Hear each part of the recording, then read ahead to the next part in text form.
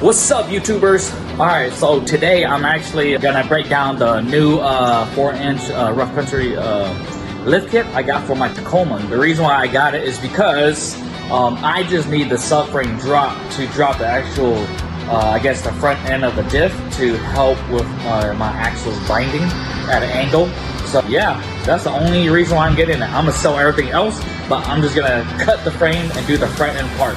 The reason why I'm doing it is because I noticed that I already had camber wear lifting it up 3 inches, so going up to 3.5, 3.8. The hyper extended the angle and getting a lot of vibration on the highway. So I'm trying to reduce the angle as much as possible, and that's my only purpose of getting the 4-inch lift kit, because I still want the subframe drop and the actual extended spindle.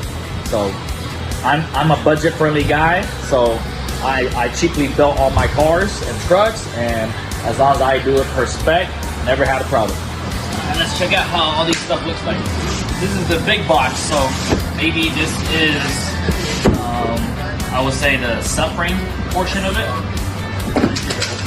Alright, so this is actually the subframe drop. So, alright. Looks pretty solid. Welds could be much better, but for the price, for what it is, pretty decent. Very thick, very solid build.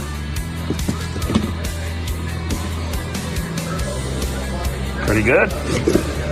And like I said, I could care less, because as long as it fixes my riding, I'm good. I think this is the bump stop. Yep, right there. That comes in that box. This is the other portion of the subframe drop. Yep. So that's what this box looks like, and that's the little boot that goes on top of the bump stop. This is probably the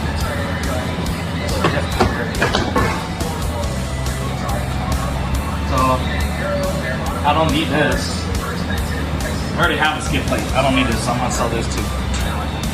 That's 2 pieces. I think this box gotta be, I don't know, probably the shocks. I don't know. Alright, these are the actual spindles, or as some people call it, the knuckles. Oh yeah, this is very high quality right here.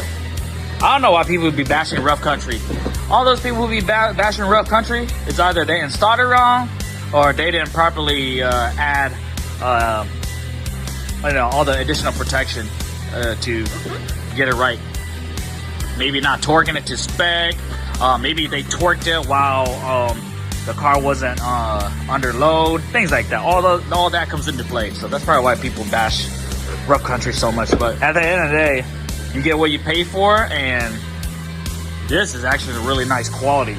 I don't care what you say, this thing is easily 30 pounds, so that's pretty darn heavy for what it is to be, an aftermarket extended lift spindle. Still pretty good. I like that. Very good.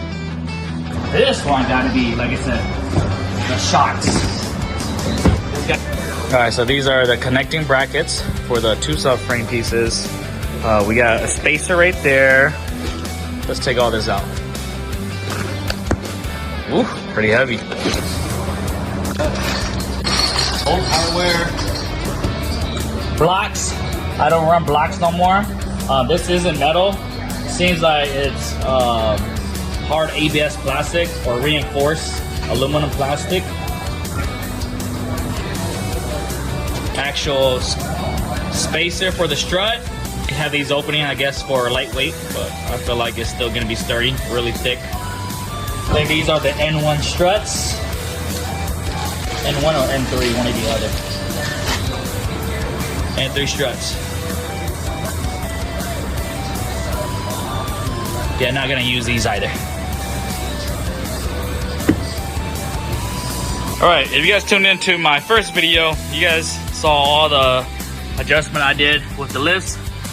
So if you guys can see at this angle, in theory, the boot lifts isn't supposed to touch each other, if anything, but I got a 1 and 2 and 3 touching each other, so that's why I might have to cut and drop the subframe. Once I drop it, hopefully I'm gonna readjust the BILSTEINs right there, put it back to stock notch, and then I'll put the spacers, rough country spacers on there, push it back down with the subframe drop, and hopefully the axle will level out. I have a brother-in-law, he has a 4.5 inch lift, and once he had that drop, his axle went actually straight, parallel with the ground. So yeah, that's it, guys.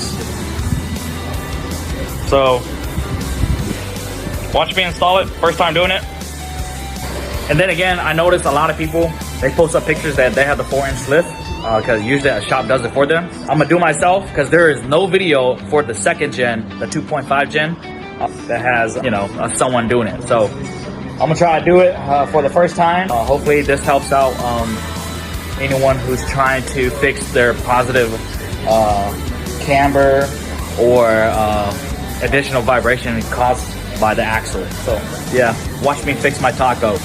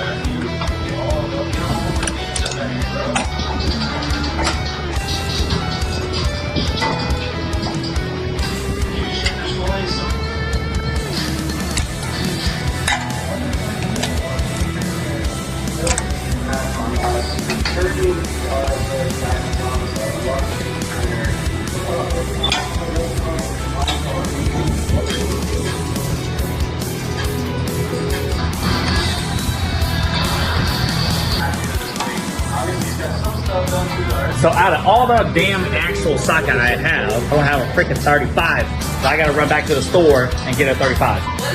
All right, got the damn axle nut. Let's see if that shit fits. This shit don't fail, you piss.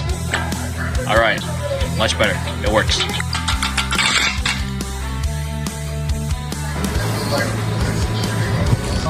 All right, I think I'm gonna try to loosen the wheel bearing side instead of taking the whole entire knuckle off. I won't have support, so at least loosening it, breaking it loose right here, I'll still have strength and support on both sides to be able to take it off. So our goal is to award and start adding groups and so being very to us, this is I legit.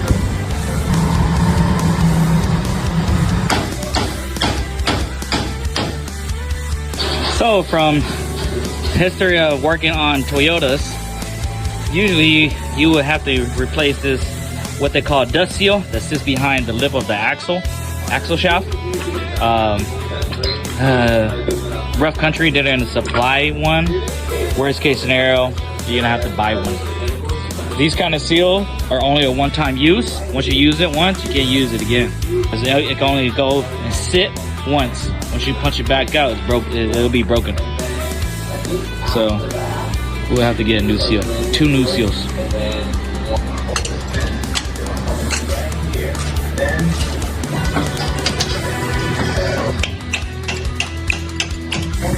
Sometimes the technique is go ahead and release the sway bar links on the other side, so the shock itself will come out easy.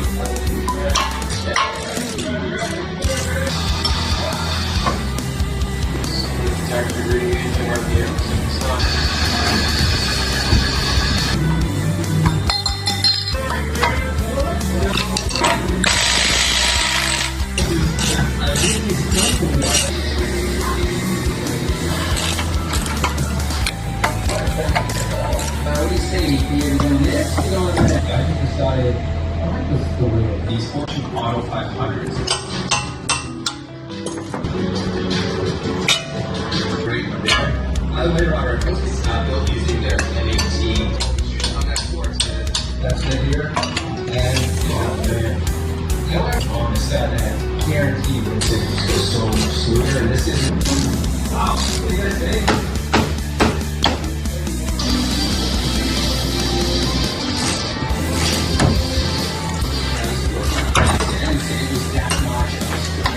The old rusty color that was on there. Okay, so that's a simple victory. We also did have this carbon fiber recipe valve cover trim along. Alright guys, so I checked Toyota. The dust seal is about $35. So since I'm cheap as fuck, I decided I'm gonna punch out the old one. You're not supposed to. Okay, just for instructional purposes. I just punched it out myself. Maybe I got like a little dent right here, you know, just some really tiny right here, but nothing too crazy. One on this side, and then a little small one this side. But overall, it still looks okay. I'm gonna clean it up a little bit more, and I'll go from there.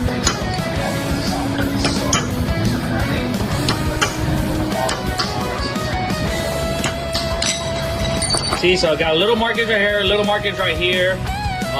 Don't bang it too hard, kind of like how you bang your wives. And then you'll be all right. Oh, if you guys do it and you guys want to buy the new part number, the new seal with the part number is actually right here. You just gotta clean it.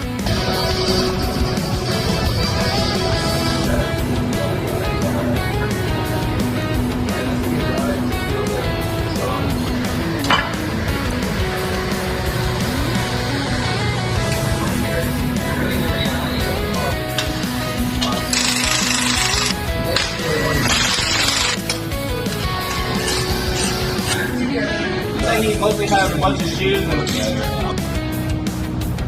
but those I'll try all the way to the right.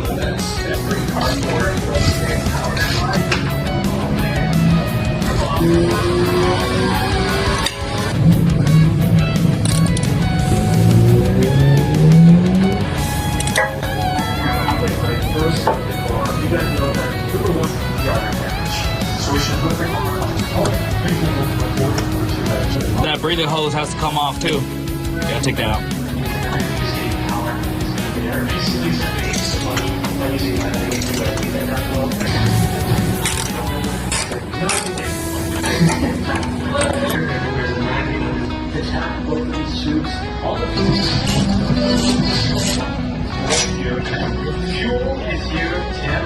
Alright guys, so I'm running to a problem right here. The thread is still coming down, maybe like an inch right here. And this little rear diff nut.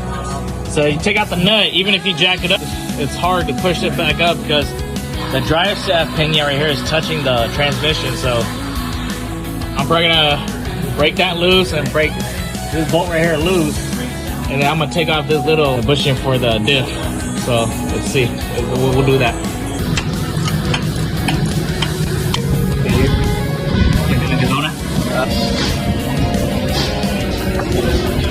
So if you got one, sorry, the other breather hose is up here. You gotta take off that nut that connects this breather hose right here. And once you take off that nut, the diff should be able to come down right there.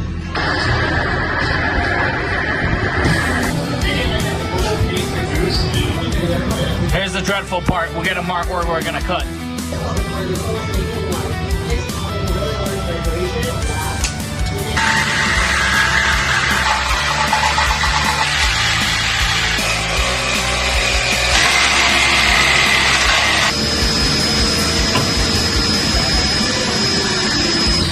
Alright guys, so it's all cut up. Usually what I would do is I would cut a plate and weld it on there, but since I don't have anything like that at the moment, I'm just gonna sand it down, which I did earlier, and then spray primer, and then I'm gonna use, these are the primers, self-etching primer, and then I'm gonna use the truck bed coating like I always do to prevent all the opportunity for rust, okay? So that's all I gotta do. That's it. And do it on this side as well. And then let it dry, and then I'll continue from there. It's painted. That's what it looks like. Nothing too crazy. just enough so that there wouldn't be any rust buildup immediately. So, yep, that's it.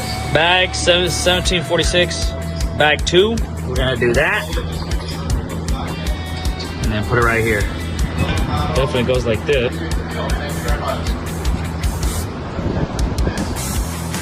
Yeah, definitely not gonna fit. I'm gonna sand it down.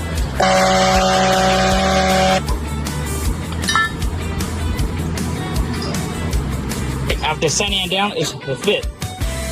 Earlier it didn't.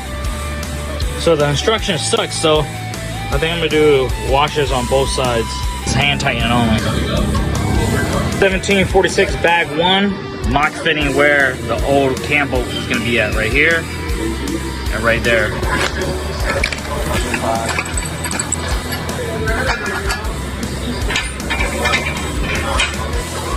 So it doesn't tell me to toss that diff bracket out, so I'm probably gonna toss out that diff bracket because it seems like this piece right here is gonna be holding the diff itself right here with these 3 holes. All right, so we mock fit all the bolts. They need to mount up the subframe.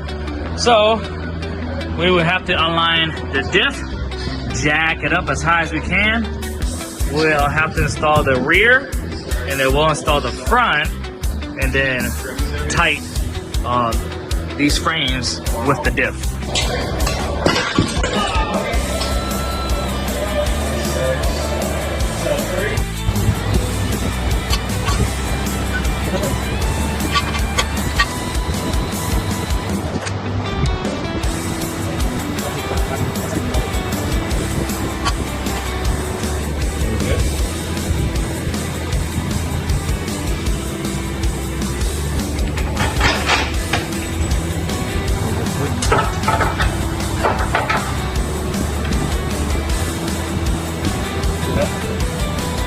Keep going. So this little diff ball joint has to go back in. All you have to do whenever you have these back up and mock fitting, all you have to do is push this actual diff up, and then you should have enough space to slide that little ball joint in and tighten it down right there.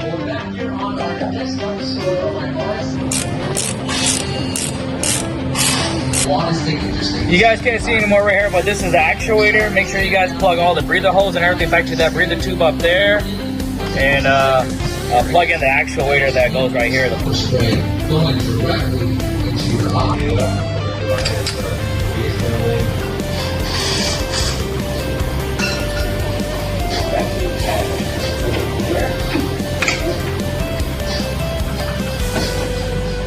I didn't want to plug up the actuator yet until I finished tightening up everything else. So since everything else is kind of mock tight, I decided to try to plug it in. Now I don't have space to plug it in because I was still going to adjust the diff hose and install some new diff hose to make the extension a little bit longer. So now I got to re-loosen the whole entire diff brackets and then jack it up a little bit, just give me a little bit more space to plug it in. I tried every other way, couldn't get it in, so I would have to unloosen the diff bolts from this end, the other 3 on the right side, and then jack it up right here on the main diff, and then hopefully I can plug it in.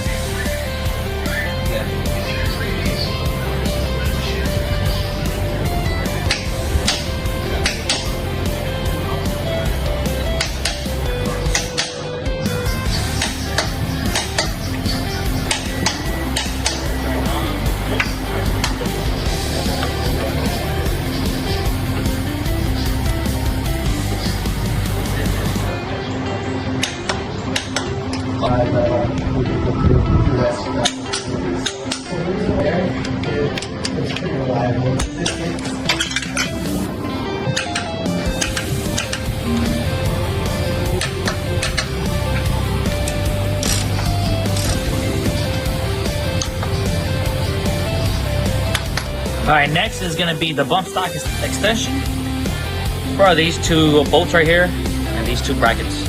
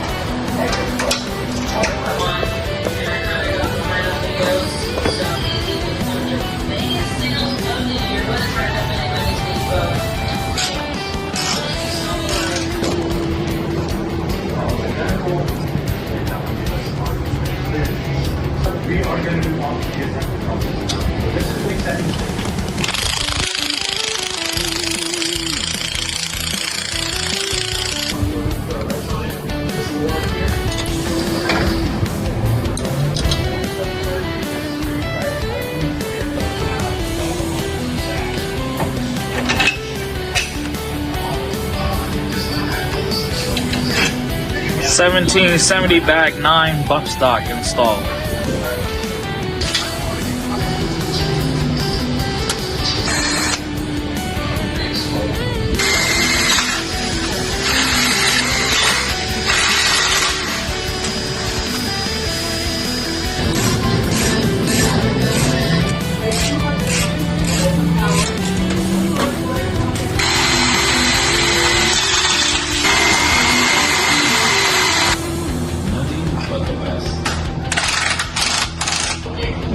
Alright, so this stair stop bracket sucks, so you would have to grind down the inner side of the actual lower ball drain bracket and then the inner side of the actual stair stop bracket right here.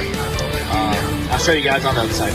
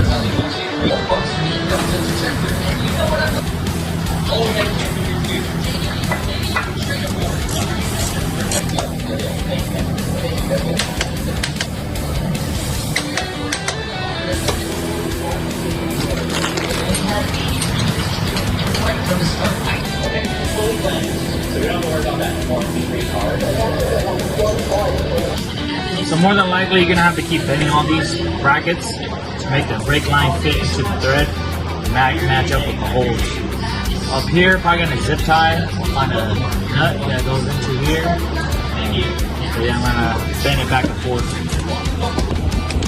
So I'm looking at their bag sheet that they gave me. It's asking for 1746 bag 5. I don't even have bag 5. I don't have a 1748 on the list, so I'm thinking out of all the stupid bags, this is it right here. But this is not even the same amount of quantity that's supposed to be on here. But I'm gonna use this as spare bolts and nuts for the brake lines.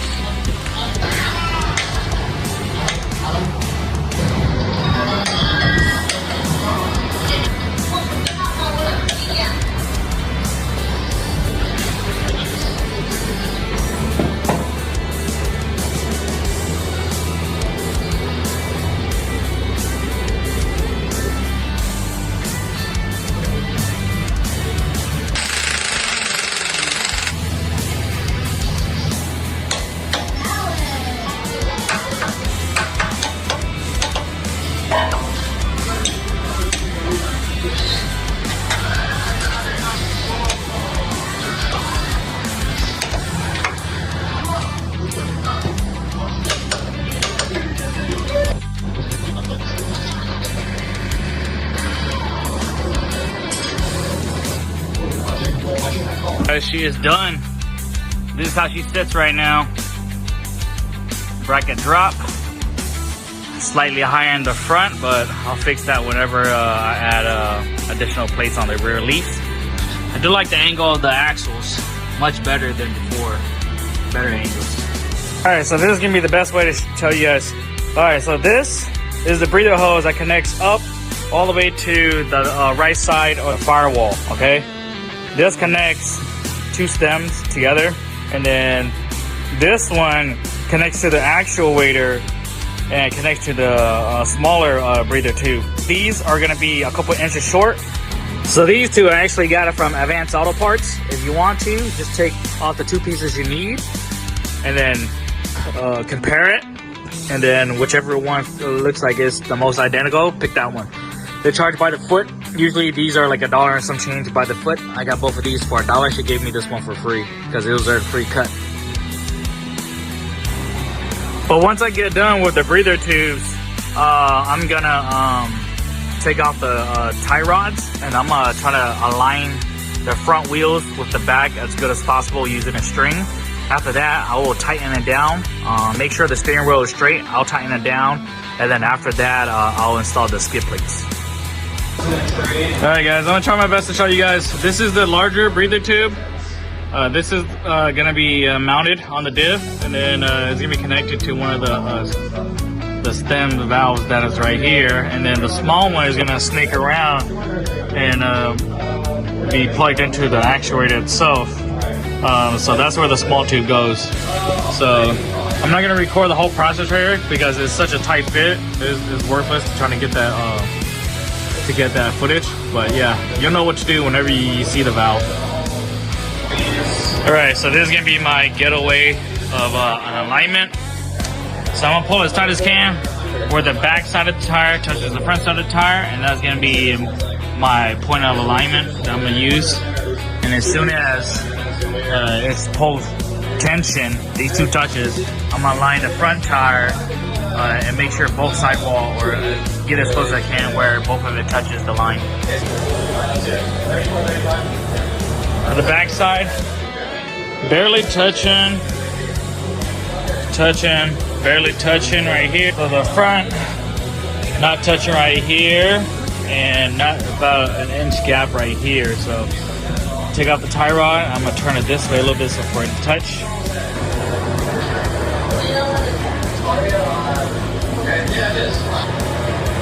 Thing's good right there.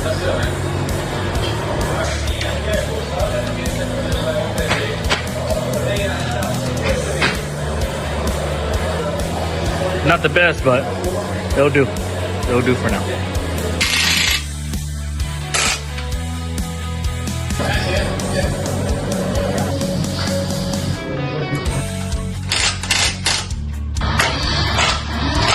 Look at the angle of them axles. Man, them things sexy. I love that angle. Almost original.